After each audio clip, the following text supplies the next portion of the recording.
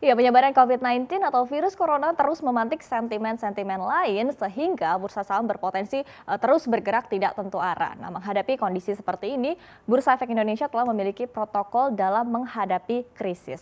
Seperti apa detailnya kita akan simak dalam tombol merah perdagangan saham. Penyebaran COVID-19 atau virus corona ini menjadi sentimen yang terus mengusik perdagangan saham dunia sejak awal tahun ini. Dan bahkan secara year to date IHSG telah ambles 17,12%. Nah, penyebaran COVID-19 yang terus melonjak di luar China ini memantik perselisihan antara Arab Saudi dan juga Rusia. Kemudian kepanikan pasar pun tidak terhindari saat harga minyak dunia anjlok. Pada perdagangan awal pekan ini IHSG sempat terkoreksi dalam hingga 6,58%. Kemudian momen ini dimanfaatkan oleh investor domestik untuk buy on weakness atau membeli saham dengan harga murah. Meski sebetulnya foreign sale ataupun juga aksi jual asing ini masih terus berlangsung. Kemudian pada perdagangan di hari Selasa 10 Maret kemarin IHSG berhasil membalikan arah dengan penguatan 1,64%.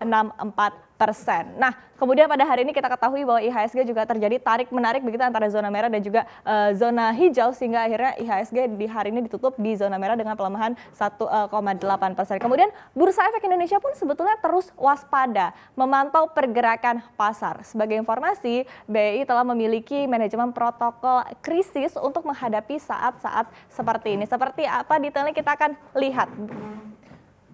Nah, dalam surat keputusan direksi BI nomor 5 tahun 2012 tercantum panduan penanganan kelangsungan perdagangan di Bursa Efek Indonesia dalam kondisi darurat. Yang dimaksud dengan kondisi darurat ini diantaranya adalah bencana alam seperti gempa bumi, banjir dan juga kebakaran, kemudian gangguan keamanan sosial dan juga politik, terjadinya permasalahan teknis atau judge pada sistem remote trading, kemudian ada sistem clearing serta penjaminan KPI ini jika ada gangguan dalam hal tersebut, dan terakhir jika terjadinya kepanikan pasar. Jadi kepanikan pasar yang mengakibatkan IHSG turun tajam masuk ke dalam kondisi darurat. Nah, dalam kondisi ini ada dua hal yang dilakukan oleh BI, yaitu trading halt dan juga trading suspend.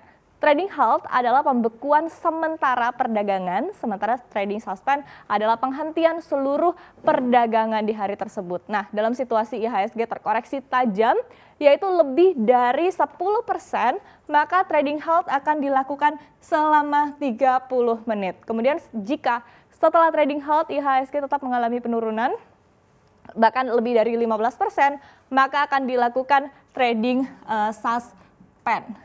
Nah, kemudian langkah trading suspend ini dilakukan setelah mendapat persetujuan dari OJK. Kita lihat, selain protokol krisis yang tadi dijelaskan dan telah berlaku sejak tahun 2012, baru-baru ini Otoritas Jasa Keuangan dan juga BI ini melakukan langkah-langkah penyesuaian di tengah kondisi pasar yang tidak menentu berkat isu COVID-19.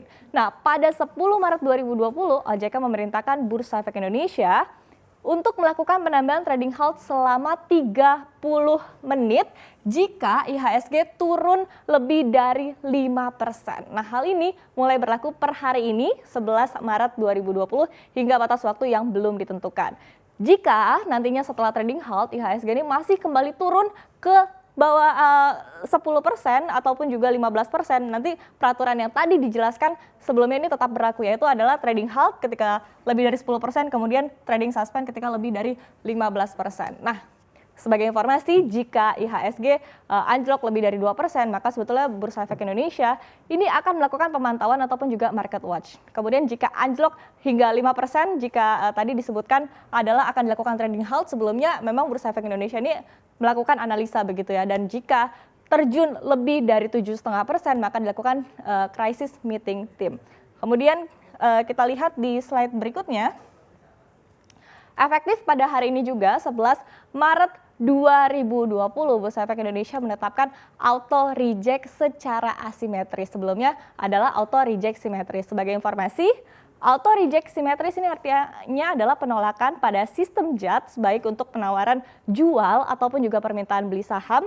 Batas atas dan juga batas bawahnya ini sama. Sementara untuk auto reject asimetris ini batas atas dan juga batas bawahnya ini berbeda. Nah, adapun ketentuan yang baru bisa kita simak di sini. adalah saham dengan rentang harga 50 hingga Rp200 per saham, batasan auto reject atasnya ataupun juga arah ini adalah sebesar 35%. Sementara untuk auto reject bawahnya adalah 10%.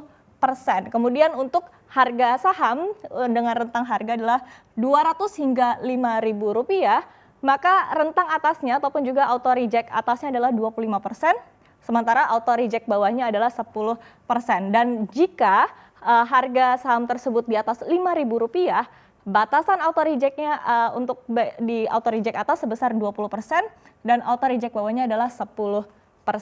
Kemudian di sisi lain per 9 Maret 2020 OJK juga telah mengizinkan semua emiten ataupun juga perusahaan publik ini untuk melakukan pembelian kembali atau yang namanya buyback saham. Ini adalah upaya untuk memberikan stimulus perekonomian dan juga mengurangi dampak pasar yang kian fluktuatif. Nah, kemudian buyback saham oleh emiten ini dilakukan dengan sejumlah relaksasi. Jadi yang pertama, pembelian kembali dapat dilakukan tanpa rapat umum pemegang saham atau RUPS. Yang kedua, jumlah saham yang dapat dibeli kembali ini adalah dengan rentang 10% hingga 20% dari modal yang disetor perusahaan, dan paling sedikit saham beredar ini adalah 7,5% dari modal yang disetor. Nah, kemudian ada lagi pekan lalu per 2 Maret 2020 Bursa Efek Indonesia juga melarang transaksi short selling. Transaksi short selling adalah transaksi di mana investor ataupun juga trader meminjam dana untuk menjual saham yang belum dimiliki dengan harga tinggi dengan harapan nanti akan membeli pada saat harga saham turun. Nah, kemudian transaksi short selling ini memicu volatilitas ataupun juga ini karena investor akan cenderung menunggangi penurunan bursa. Sebelumnya BI juga pernah melarang transaksi short selling ini di tahun 2008 dampak krisis finansial yang terjadi di Amerika Serikat. Nah, inilah langkah-langkah yang sudah diterapkan oleh Bursa Efek Indonesia dalam menghadapi kondisi krisis. Kemudian langkah ini tentu perlu kita cermati ya, khususnya di tengah kondisi pasar yang masih tidak menentu arahnya ini berkat sentimen penyebaran virus corona. Diharapkan langkah-langkah ini tentu mampu menahan laju IHSG agar tidak terperosok dalam